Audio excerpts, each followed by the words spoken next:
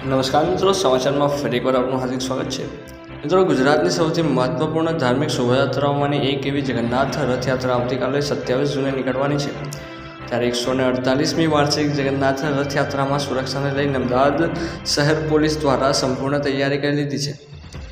જ્યારે 26 જૂન ભગવાને સોનાવેશ ધારણ કર્યા છે, જેમાં જગન્નાથ ભગવાને આભૂષણ અને સોનાનું મુગટ ધારણ કર્યું છે। ત્યારે દર્શન માટે ભક્તોની ભીડ જોવા મળી હતી। અમદાવાદમાં આવતીકાલે શુક્રવારે ભગવાન જગન્નાથની 148મી રથયાત્રા નીકળવાની છે। પરંપરાગત રીતે રથયાત્રા પહેલાં ગજરાજ અને રથ પૂજન વિધિ કરાય છે। મિત્રો, પહેલી વાર રથયાત્રામાં AI ટેકનોલોજીથી રખાશે દેખરેખ। તો અમદાવાદ શહેર પોલીસ દ્વારા રથયાત્રામાં સુરક્ષાને લઈને તમામ તૈયારી કરી લીધી છે। રથયાત્રામાં પહેલીવાર AI ટેકનોલોજીનો ઉપયોગ કરવામાં આવશે। 22 જૂને અમદાવાદ પોલીસ કમિશનરે રથયાત્રા રૂટ પર નિરીક્ષણ કર્યું હતું।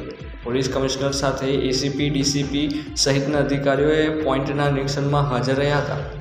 તેમણે જણાવ્યું હતું કે રથયાત્રાને લઈને 20,000થી વધુ પોલીસ બંદોબસ્ત ગોઠવવામાં આવશે। બેંગલુરુ જેવી ઘટના ન બને તેનું ધ્યાન રાખવામાં આવશે। રથયાત્રામાં સુરક્ષા મામલે 24-25 જૂને એમ 2 વખત રિહર્સલ કરવામાં આવ્યું હતું। તો મિત્રો, આ હતા રથયાત્રાના સમાચાર। નવા સમાચાર મેળવવા માટે આપણી ચેનલ સાથે જોડાયેલા રહેજો। ધન્યવાદ।